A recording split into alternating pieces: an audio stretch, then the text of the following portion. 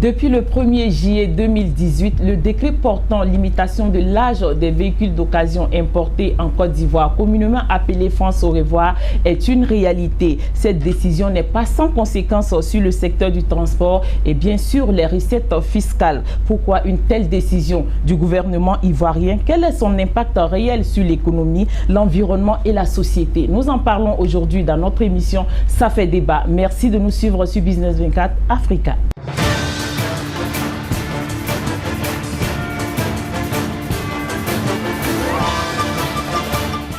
Limitation de l'âge des véhicules importés en Côte d'Ivoire. Quelles conséquences sur l'économie? Nous en parlons avec nos différents invités sur ce plateau. Cyril Djeibi, il est le secrétaire général du syndicat de la nouvelle génération des transitaires et importateurs de véhicules d'occasion de Côte d'Ivoire. Eric Yedo, président des vendeurs des véhicules d'occasion de Côte d'Ivoire. Et enfin, notre confrère journaliste Ayoua Kwaku, journaliste au quotidien Génération Nouvelle. Bonsoir, messieurs, bienvenue sur notre plateau. En tout cas, c'est un plaisir pour nous de vous recevoir. Alors, Ayoua, on va commencer avec toi rapidement.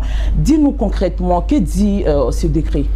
Bien, il faut dire que c'est un double décret, parce que souvent on parle d'un décret, mais c'est deux décrets. Ce décret, le décret numéro 2017-792 du 6 décembre 2017, pris par le président de la République, qui porte limitation de l'âge des véhicules d'occasion importés, communément appelés les véhicules France au revoir. Le véhicule, ce décret pris par le président de la République en décembre 2017 dit que désormais, pour importer des véhicules en Côte d'Ivoire, il ne faut pas dépasser un certain âge. Notamment pour les taxis, on dit 5 ans. Donc les véhicules ne doivent pas dépasser 5 ans. Pour les mini-cars de 34 places et les véhicules, les camions 5 tonnes, 7 ans. Ensuite, pour les cars de plus de 34 places et les camions de plus de 10 tonnes, de plus de 5 tonnes, pardon, donc 10 ans. Donc, on ne peut pas importer des véhicules de mini-cars qui ont 34 places communément appelées les bacas. On ne peut plus les importer s'ils ont 7 ans. Donc, voilà ce que dit en substance donc ce décret. Ce décret vient limiter l'âge d'importation des véhicules d'occasion en Côte d'Ivoire. D'accord, et il est rentré en vigueur le 1er juillet. Le 1er juillet, d'abord c'était en avril que le décret devait entrer en vigueur. Il a été reporté et donc depuis le 1er juillet donc 2018, ce décret est en vigueur. Ce décret est cumulé par un autre décret de la même période, le décret 2017-793 du 6 décembre 2017 portant fixation des durées d'exploitation des véhicules affectés au transport public ou privé des personnes et des marchandises. En clair, d'abord il y a une limitation de l'âge de véhicule, mais ensuite si vous importez un véhicule et que ce véhicule est affecté au transport, pour son exploitation, il y a encore une limitation. Donc là, ce second décret, on en parle moins, parce que bon, pour le moment, c'est pas encore en vigueur, parce que ils ont donné, le décret disait qu'il faut 10 ans d'attente pour que ceux qui déjà exploitent ces véhicules-là puissent continuer à exploiter le véhicule. En clair, pour me résumer, le second décret dit que lorsque vous importez par exemple un taxi, l'exploitation ne doit pas dépasser 7 ans. Donc, la durée d'exploitation, c'est 7 ans. 10 ans pour les mini-cars, 15 ans pour les 10 ans pour les mini-cars de 9 à 34 places, donc les bacas, et 15 ans pour les mini-cars de plus de 34 places, 20 ans pour les camions de 5 à 10 tonnes et 25 ans pour les camions de plus de 10 tonnes. D'accord. En tout cas, Ayoua Kwaku, merci beaucoup d'avoir partagé ces différents détails avec nous et nos téléspectateurs. Djeibi, comment vous avez accueilli cette nouvelle du gouvernement? Il faut dire que dès le premier jour, le 6 décembre, où ce décret a été annoncé, dès ce jour-là, les importateurs, les transitaires et tous les acteurs de la filière, franchement, n'ont pas du tout apprécié ce décret-là. Parce que les acteurs que nous sommes, en tant qu'importateurs transitaires, nous n'avons pas été associés. Donc du coup, nous avons manifesté un mécontentement vis-à-vis de ce décret-là. Et ça nous a amené même à faire une sortie dans certains quotidiens de la place pour dit qu'effectivement, nous ne sommes pas d'accord avec ce décret. D'accord. Monsieur Yodo, l'accueil de ce décret, c'est sûr que ça n'a pas fait plaisir, comme venait de le dire le président JB. Effectivement, il y a eu un chamboulement au niveau des vendeurs, parce qu'on voyait déjà en amont ce qui allait se passer, et ce qui se passe, et ce qui va se passer aussi.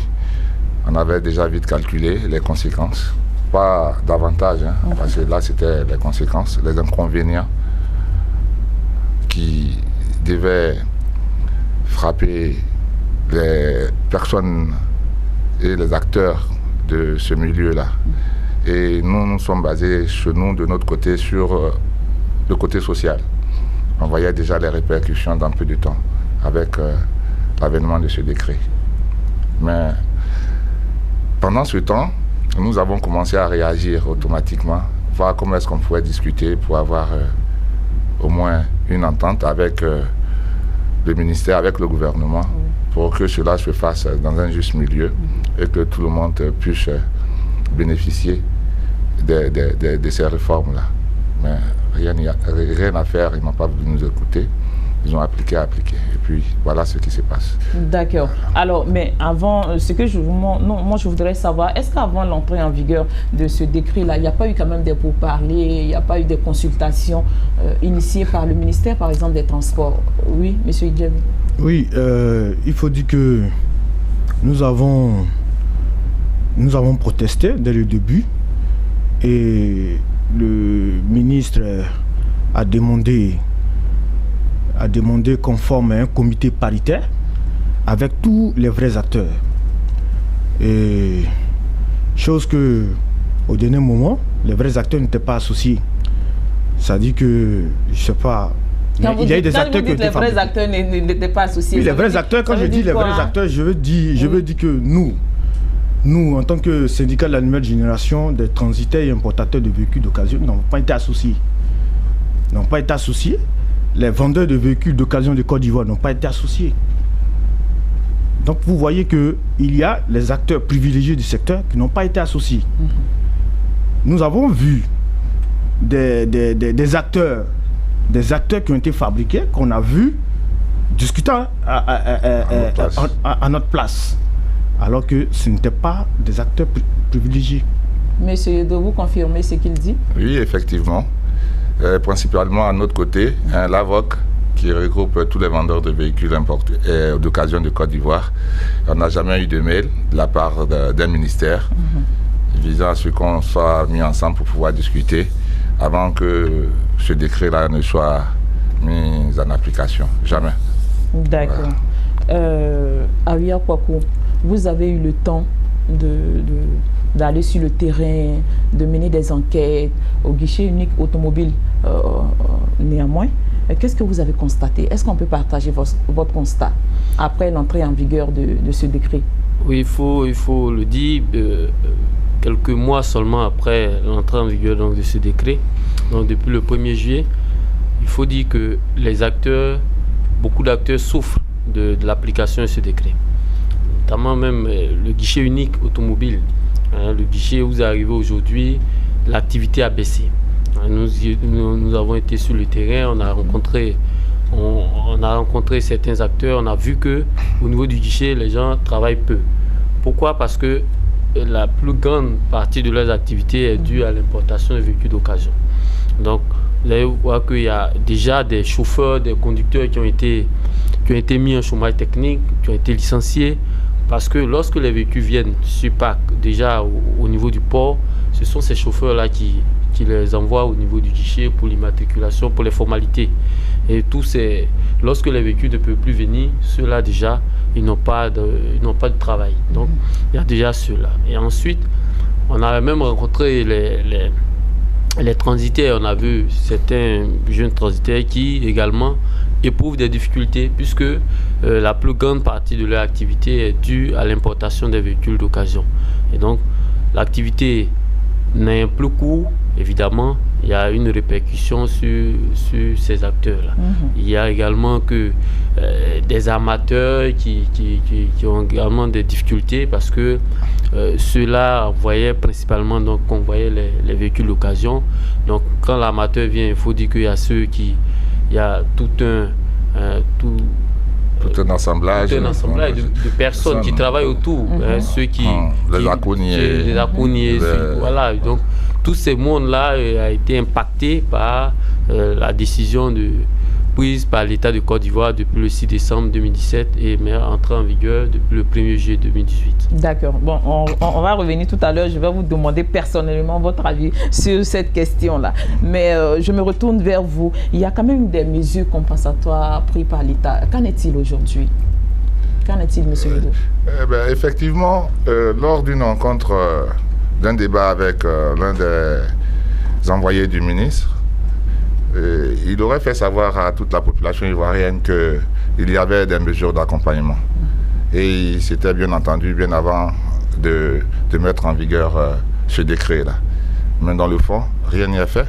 Rien. Et c'était quoi concrètement les mesures d'accompagnement, comme ce que disait notre ami qui disait que, bon voilà, il y aurait des véhicules qui seront mis à la disposition des propriétaires de taxis, de gros camions, des propriétaires des véhicules à moins de coût, qui pouvaient les arranger. Et comme ça pouvait rajeunir le parc automobile ivoirien. Dans le fond, c'est ce qu'ils avaient dit. Mais dans le fond, il n'en est rien.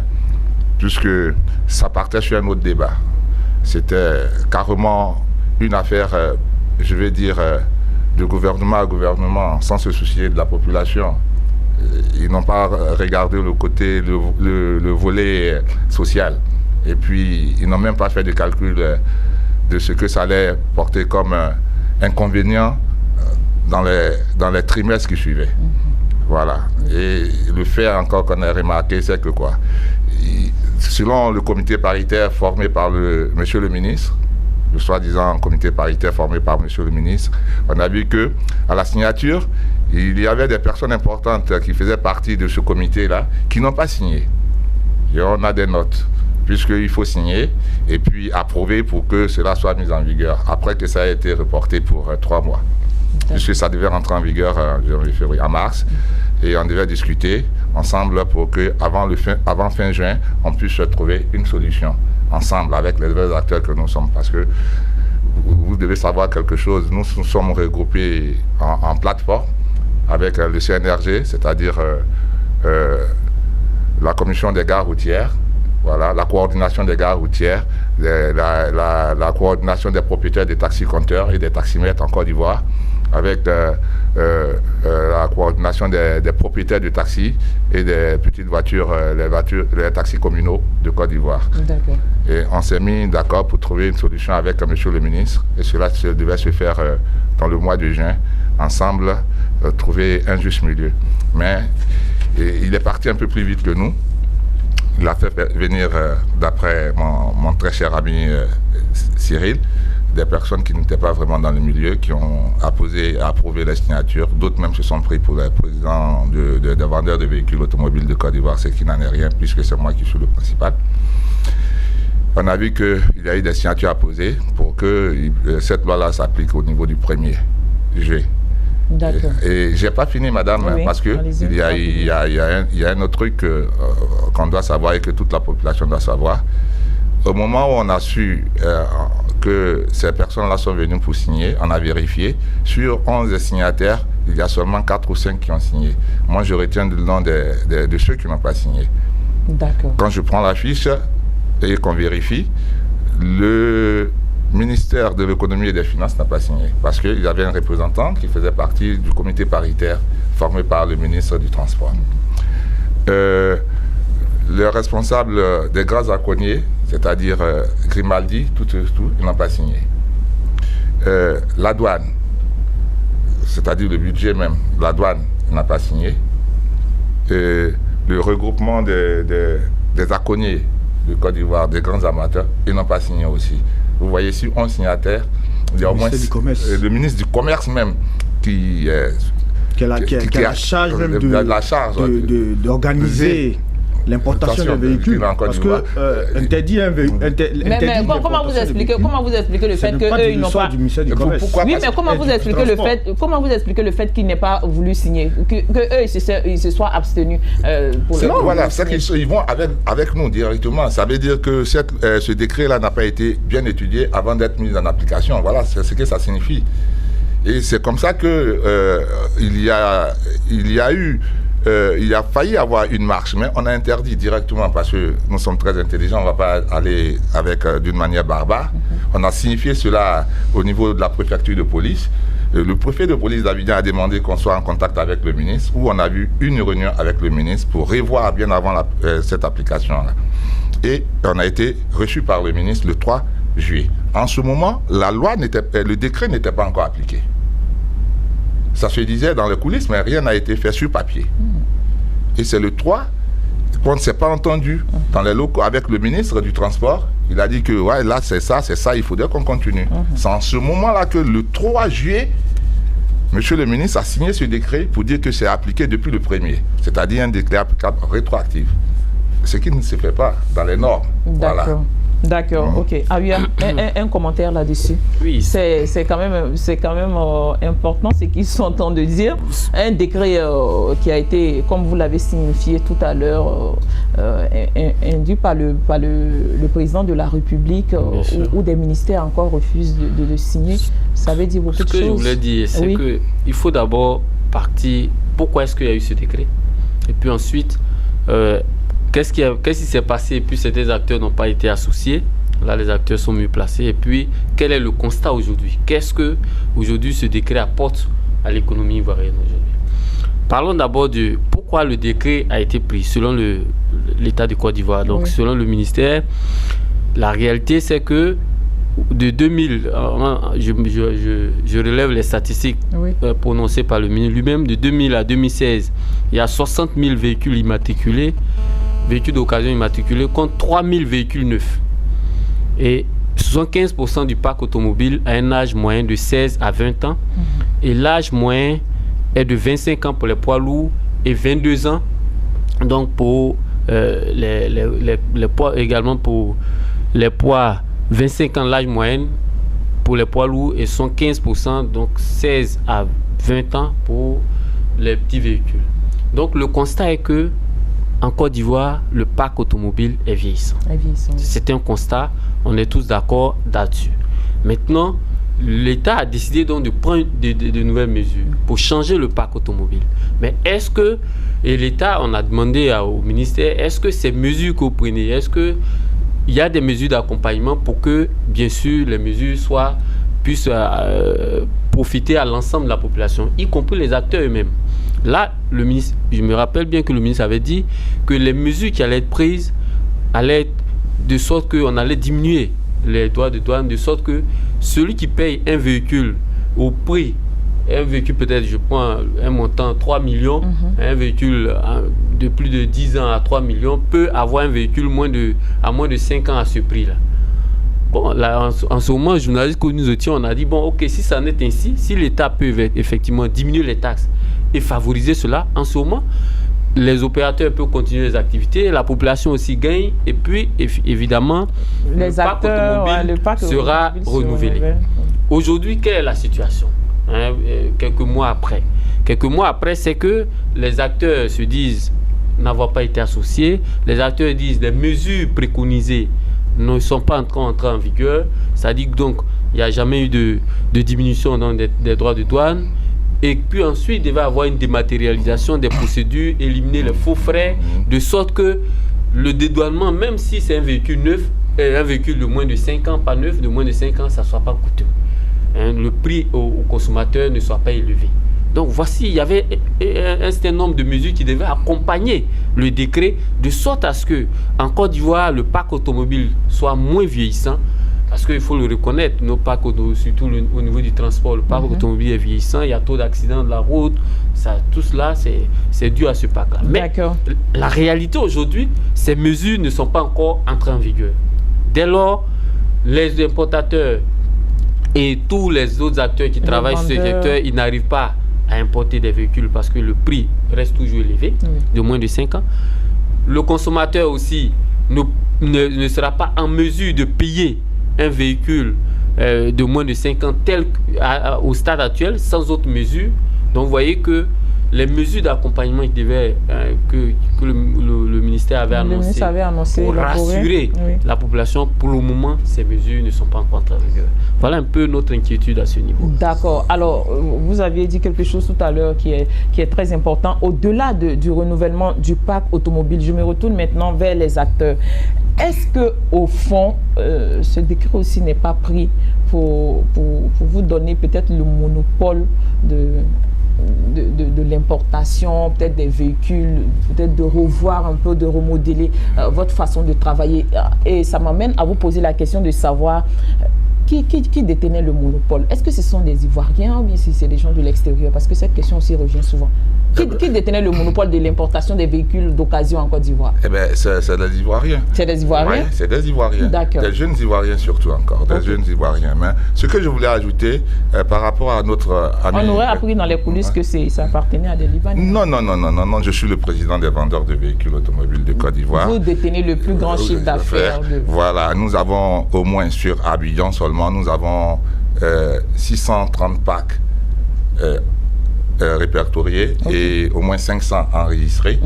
Et dans les 630 packs, nous avons au moins les 2 tiers qui appartiennent aux jeunes Ivoiriens.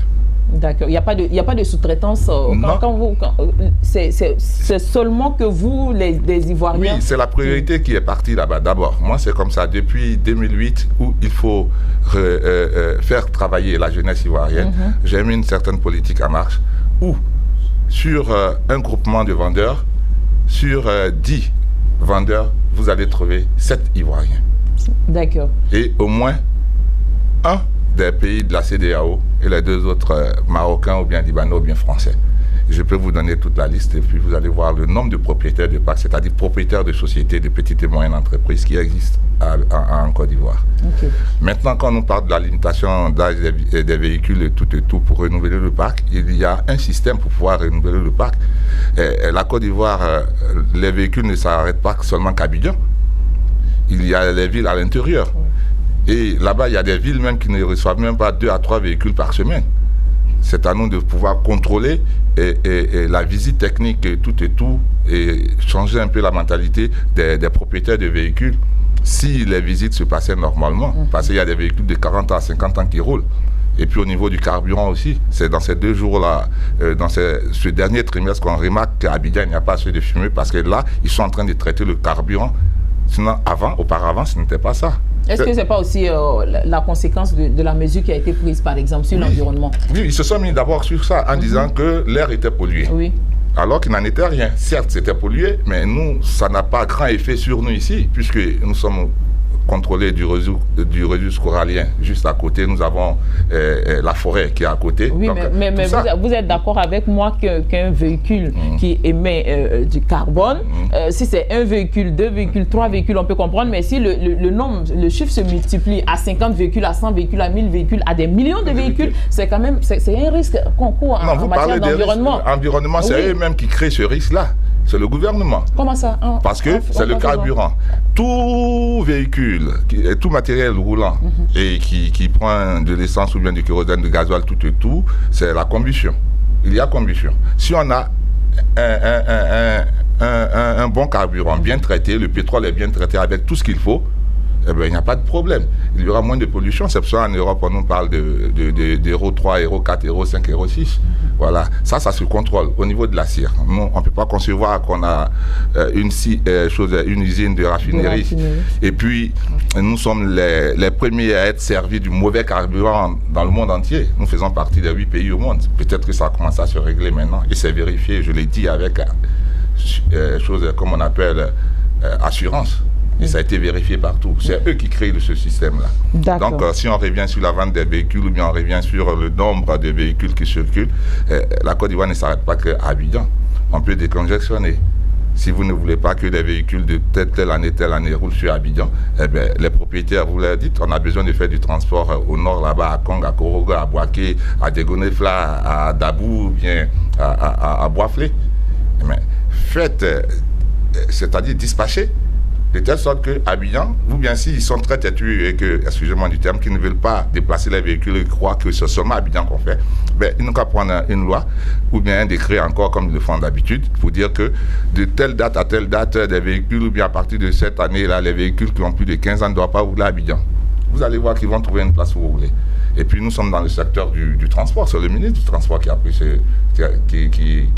décret. Bien sûr mais il faudrait que lui, il assume. Nous ne sommes pas tous des commerçants, des transporteurs. D'accord. En Côte d'Ivoire, il y a des personnes qui roulent des véhicules qui leur appartiennent, 2 ou 3 véhicules, mais ils ne sont pas transporteurs. C'est pour leur bien personnel. Ok. Voilà.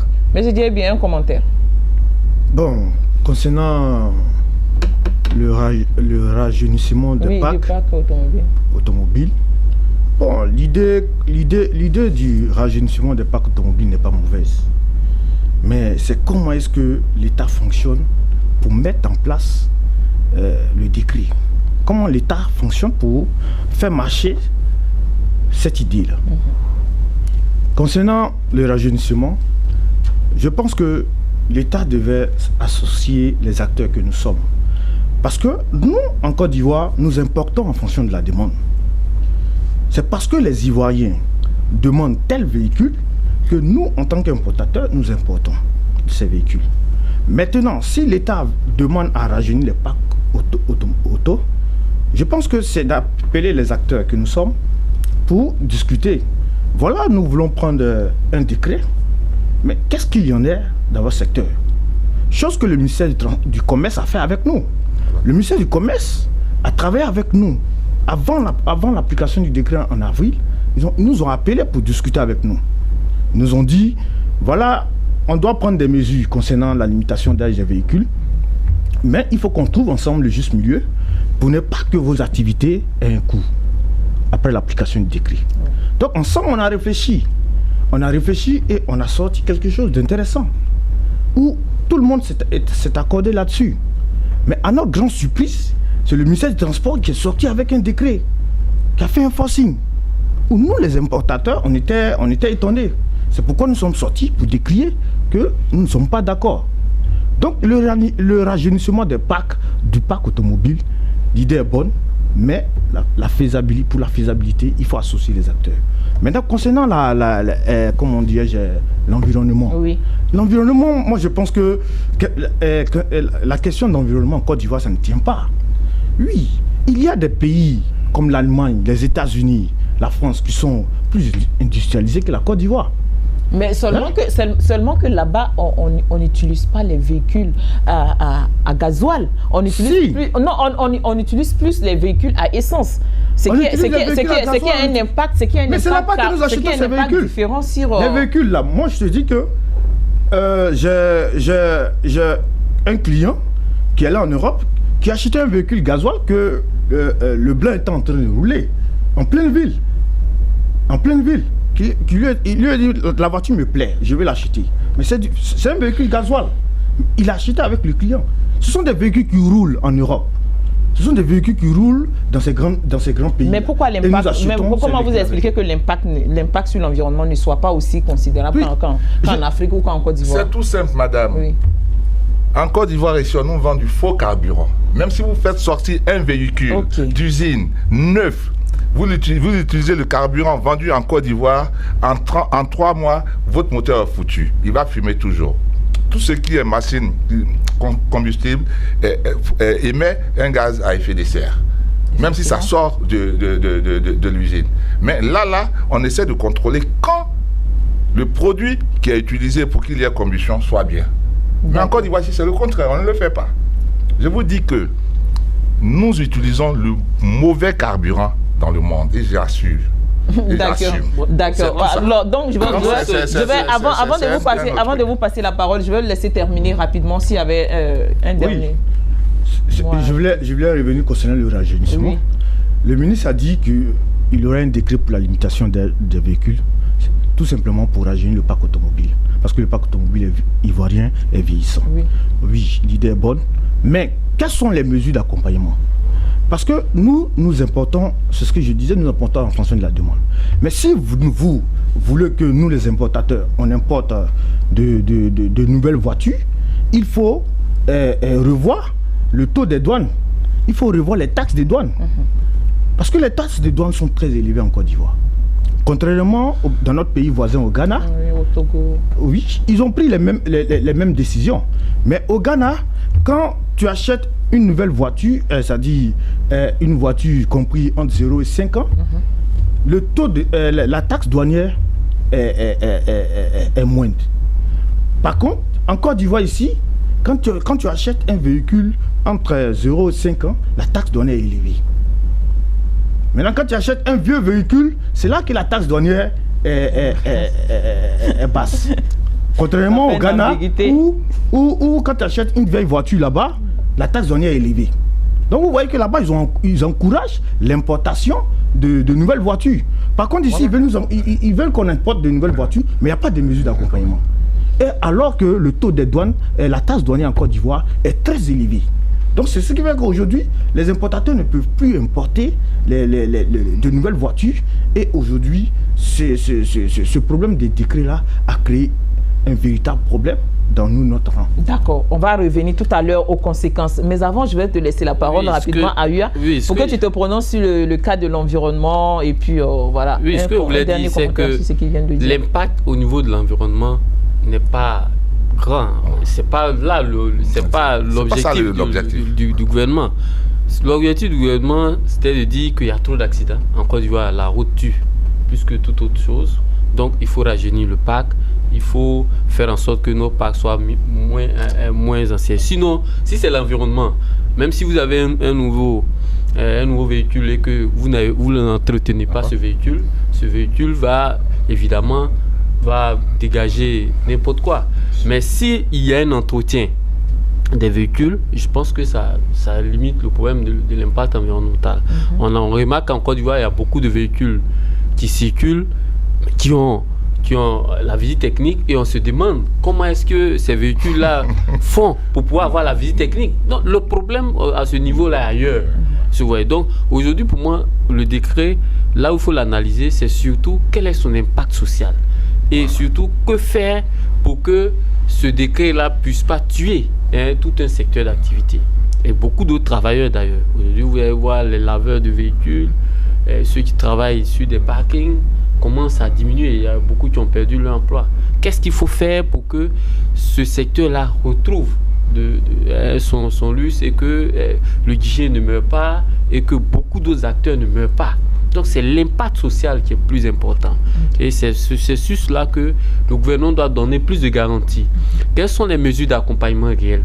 Comment faire en sorte que le taux, les taxes de douane soient vraiment réduits pour que, en Côte d'Ivoire, l'importateur puisse importer un véhicule d'occasion de moins de 5 ans à moins de coût, et pour que le consommateur puisse aussi l'acheter. Parce que une chose est de dire que il faut exhorter, il faut obliger les gens à importer des véhicules d'occasion de moins de 5 ans. Mais une chose est de faire en sorte que ces véhicules soient accessibles. Si vous mettez un véhicule d'occasion de moins de 5 ans qui coûte 10 millions de francs CFA, vous êtes d'accord avec moi qu'en l'état actuel, peu d'Ivoiriens sont en mesure de s'offrir un tel véhicule. Donc, voilà, toute cette problématique-là, il faut analyser pour qu'on puisse voir réellement que faire pour que la mesure peut-être puisse continuer à s'appliquer, mais et que les populations puissent avoir accès aux véhicules toujours.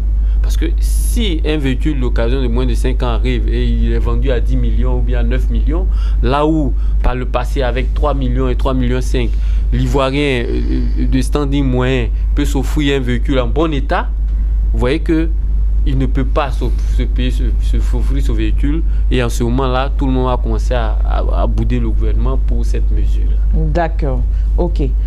Alors, messieurs, on va vous demander les conséquences de ce décret sur vos différentes activités.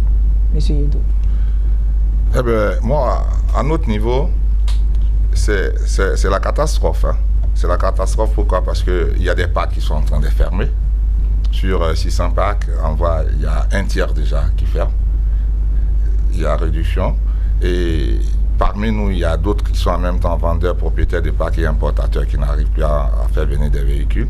Il y a des jeunes importateurs qui sont en même temps vendeurs de véhicules, qui font venir par mois 3, 4, 5 véhicules. Et ça, c'est fini, c'est fermé. Ils deviennent automatiquement des chômeurs parce qu'ils n'ont que ça à faire. Et nos laveurs sont réduits. Ils ne pourront pas continuer à laver et un jour avoir leur permis et puis devenir après démarcheurs. Les démarcheurs ne peuvent plus arriver dans d'autres parcs. En 3 mois, nous avons près de 7000 personnes qui sont en train de pleurer. 7000 jeunes. Qui pleurent ou qui sont au chômage? Qui pleurent. D'accord.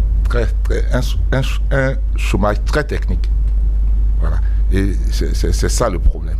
Nous, on ne va pas sur le côté inconvénient en matière lucrative. Non, ce n'est pas ça. C'est le social. Les jeunes se débrouillent pour avoir leurs entreprises. Personne, il n'y a pas d'aide de l'État. Dans mon secteur, je ne vois pas. Parce que chaque propriétaire de parc a fait son parc avec ses propres moyens. Il paye les impôts, il paye tout. Il emploie des personnes, au moins 2 à 3 laveurs, qui sont payés minimum 15 000 francs semaine, ça fait 60 000 francs, et qui gagnent au moins 1 000 francs par jour pour pouvoir manger. Et 500 francs pour rentrer. Ça fait le double du SMIC ivoirien, en fin du mois. Il est déjà bien. Il peut quitter ses parents, avoir sa maison. Mais là, c'est très grave. Au lieu de 2 à 3 laveurs, il y a un seul laveur pour un parc où il y a minimum 20 à 30 véhicules. Maintenant, ce n'est plus 20, ça devient 10. Dans peu de temps, ce serait 0. Il devient quoi? Rien.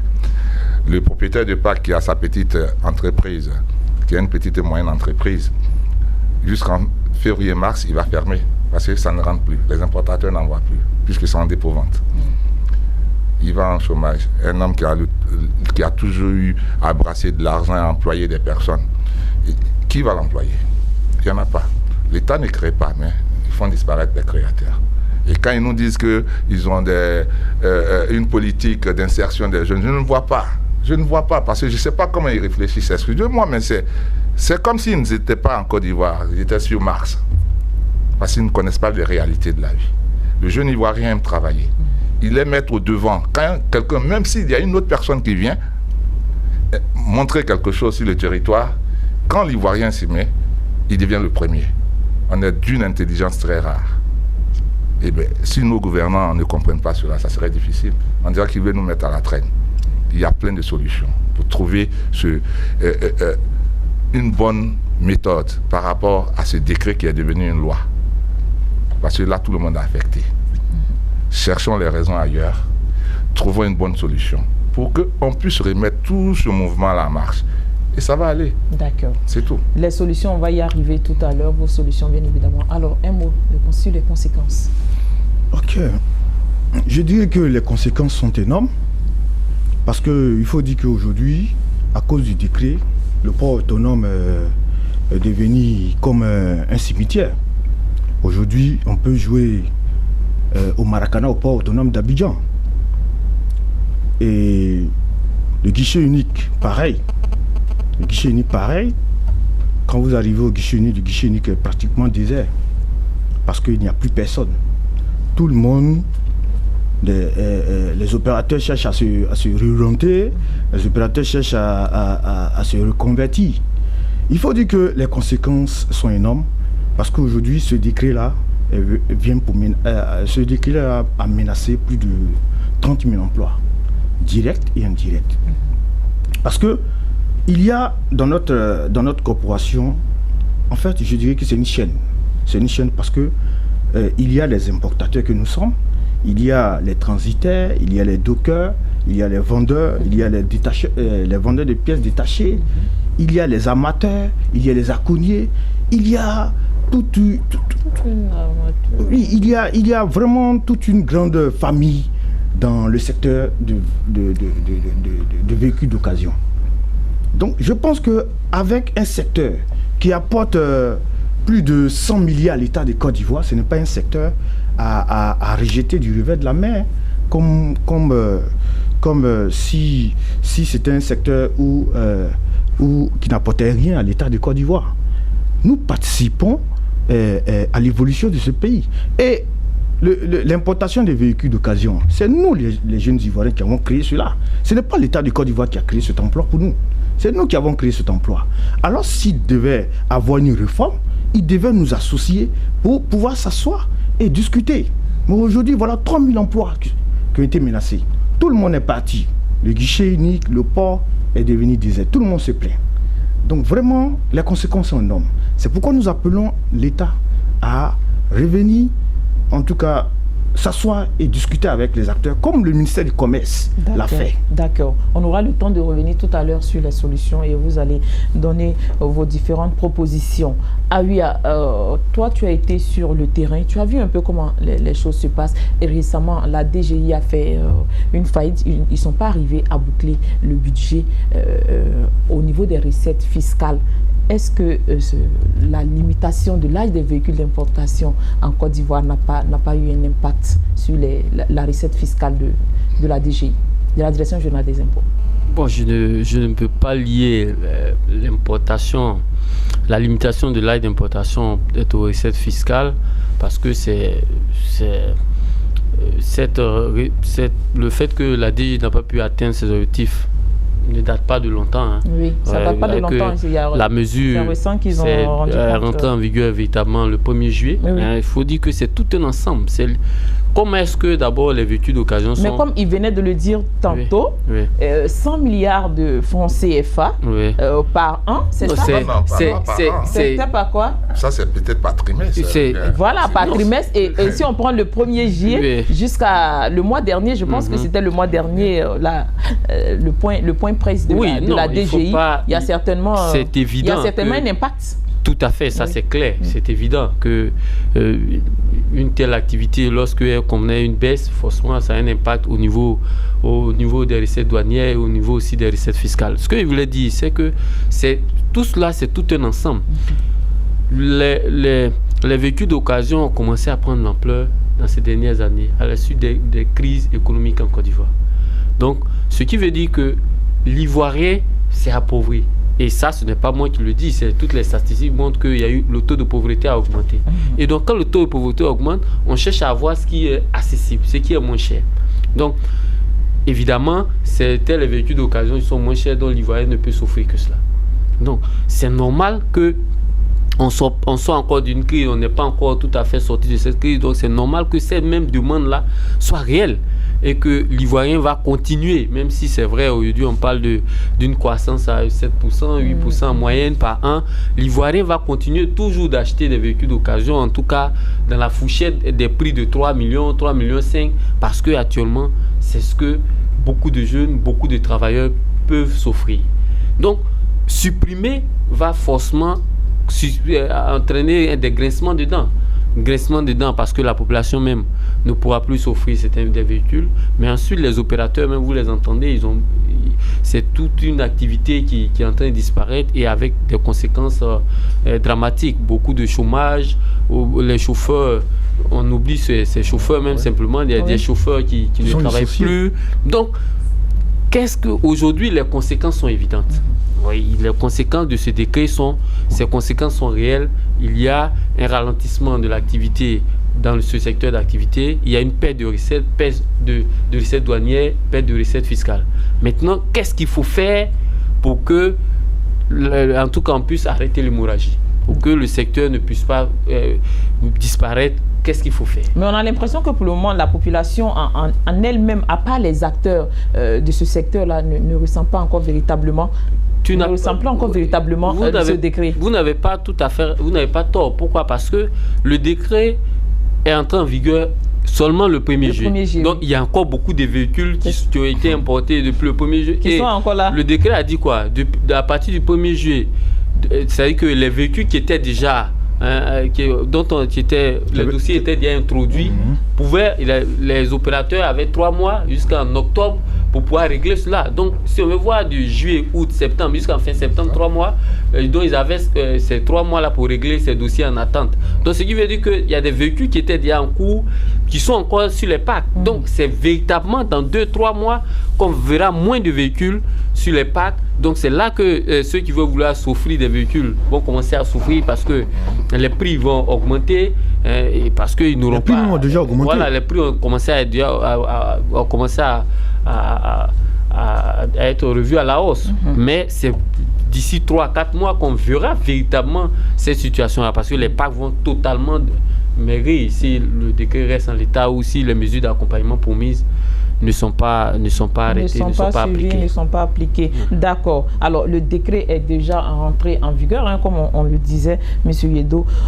Aujourd'hui, quelles sont vos propositions? Madame, sur vos respects, je ne peux pas faire de propositions ici à la population, non. Non, pas à la population, au gouvernement. Au gouvernement, oui. Non. Le gouvernement, ils ont le canal pour pouvoir se mettre avec les acteurs, comme on le dit, pour pouvoir trouver la solution. Ils ne vont pas profiter de ce qu'on va leur dire, mais ils savent déjà ce qui se passe. Bah, il faut le dire. Oui, ils savent ce qui se passe. Ils sont tellement intelligents pour trouver des solutions, et c'est ça qu'on est en train de voir. Hein? Ils n'ont qu'à nous envoyer des mails, ils savent avec qui il faut traiter, et puis ensemble, on va gérer ça. Parce que quand on va leur dire maintenant, ils ne vont jamais appliquer. Et ils ne le feront jamais. Ils veulent travailler seuls, ils n'ont qu'à continuer. Et on aura en conséquence. Parce que ça, c'est un décret qui n'a même pas d'avantage. Tout est inconvénient. Moi, c'est ce que je leur dis. Et en plus, nous ne sommes pas tous des transporteurs. Nous ne sommes pas tous des transporteurs. Quand ils ont pris la loi pour dire que sur l'autoroute du Nord, c'est les véhicules à 6 roues qui devaient rouler, les transporteurs ont respecté.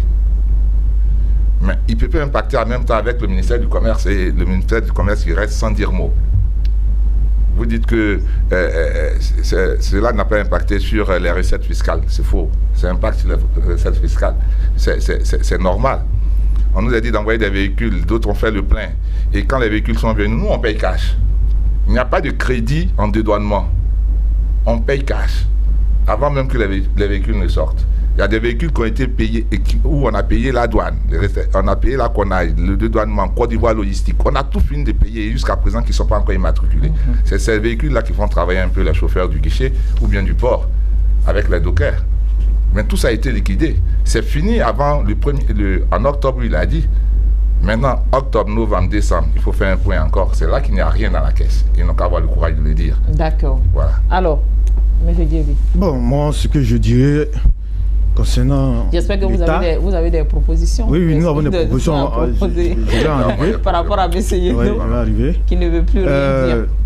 Moi, je dirais à l'État, aujourd'hui, avec la mondialisation, il faut permettre la concurrence. Parce que quand je me souviens bien, on a eu un débat sur la télé nationale où il y avait un représentant des concessionnaires qui a dit que les importateurs de véhicules d'occasion leur faisaient la concurrence et qu'à cause des véhicules d'occasion, eux, les concessionnaires n'arrivaient pas à vendre. Et 6 mois plus tard, le décret, le ministre a annoncé le décret. J'ai dit que ce n'est pas intéressant. Ce n'est pas intéressant. Il faut encourager les jeunes Ivoiriens à entreprendre. Je pense que c'est l'objectif du président. Que les jeunes Ivoiriens entreprennent. Et c'est ce que nous avons commencé. Mais on ne peut pas tuer un secteur et privilégier un autre secteur. Aujourd'hui, ce sont les concessionnaires qui sont à l'aise aujourd'hui. Parce que ce sont les véhicules qui sont achetés. Ils se sont plaints qu'à cause de nous, ils n'arrivent pas à vendre. Et l'État a pris un décret pour tuer sa population, pour tuer les Ivoiriens que nous sommes. Et je dis vraiment à l'État du Côte d'Ivoire de revoir les choses. Parce que nous avons travaillé avec le ministère du Commerce, qui s'occupe de l'importation. C'est le ministère du Commerce qui régularise l'importation en Côte d'Ivoire. C'est elle qui a la charge de cela. Ce n'est pas le ministère du Transport. Le ministère du Transport gère le transport interne. Mais l'importation, c'est le ministère du Commerce. Nous avons travaillé avec le ministère du Commerce. Nous avons fait des propositions où nous avons dit qu'il faut laisser les véhicules à partir de 8 ans. Et après les 8 ans, quand on fait venir un véhicule de plus de 8 ans, on paye l'amende comme on avait l'habitude de travailler. Et concernant les camions, il faut laisser 12 ans pour les camions. Et si on importe un véhicule de plus de 12 ans, on paye des amendes. Pour que l'activité continue de vivre. Mais celui qui importe un véhicule de plus de 12 ans ou un véhicule de plus de 8 ans, il va payer une amende. Quand il verra qu'il paiera plus, il va l'acheter un véhicule un véhicule plus jeune. D'accord. Voilà, pour pouvoir payer un peu moins cher. D'accord. Merci beaucoup. Merci. Awia Kwaku, rapidement. Si oui, je ne te demanderai pas de faire des propositions, peut-être en tant que journaliste. Pas du tout. Mais n'empêche. Ce que je voulais dire, c'est que le constat est là, un décret a été pris. certains acteurs, en tout cas, se plaignent des difficultés majeures qu'ils rencontrent du fait de ce décret. Donc, il revient à l'État, dans sa logique, il revient à l'État de prendre des mesures d'accompagnement pour que ces acteurs-là puissent vivre, pour qu'une activité ne puisse pas mourir. Donc, aujourd'hui, il faut revenir, mettre des mesures sur pied pour que tous ceux qui vivent grâce aux véhicules d'occasion ne puissent pas disparaître. Parce qu'on ne peut pas permettre aussi que, au moment où on cherche à ce qu'on crée des emplois, on ne peut pas permettre que des emplois disparaissent, on ne peut pas permettre que certains acteurs pleurent au détriment de... Je ne pense pas que c'est au profit de d'autres, puisque c'est un besoin qui était là. Maintenant, comment canaliser ce besoin? C'est tout ce que nous demandons à l'État de Côte d'Ivoire de faire, de sorte à ce qu'on puisse importer des véhicules, peut-être même de moins de 5 ans, mais à la portée de toutes les bourses, comme on le faisait par le passé. Ce qui veut dire qu'il faut agir sur les droits de douane et il faut permettre à ce que certains frais disparaissent comme ils avaient promis, pour que les opérateurs aussi continuent d'importer des véhicules et qu'ils puissent continuer à vendre aux populations qui en ont besoin. D'accord. En tout cas, merci beaucoup, messieurs. Merci d'être venus sur notre plateau. Ça a été un réel plaisir. On aurait bien évidemment aimé continuer ces échanges, mais le temps qui nous a été imparti court à sa fin. Et c'est la fin de ce numéro de Ça fait débat. Nous parlions de la conséquence du décret portant limitation de l'âge des véhicules importés en Côte d'Ivoire. Les conséquences, bien évidemment, sur l'économie ivoirienne. Et nous étions en compagnie de Cyril JIB. Il est le secrétaire général du syndicat de la nouvelle génération des transitaires et importateurs de véhicules d'occasion de Côte d'Ivoire. Monsieur Eric Yedo, président des vendeurs des véhicules d'occasion de Côte d'Ivoire. Et enfin, notre confrère journaliste Aoua Kwaku, il est au quotidien Génération Nouvelle. Merci de nous avoir suivis. Merci à l'équipe de réalisation qui nous a accompagnés tout au long de cette année 2018.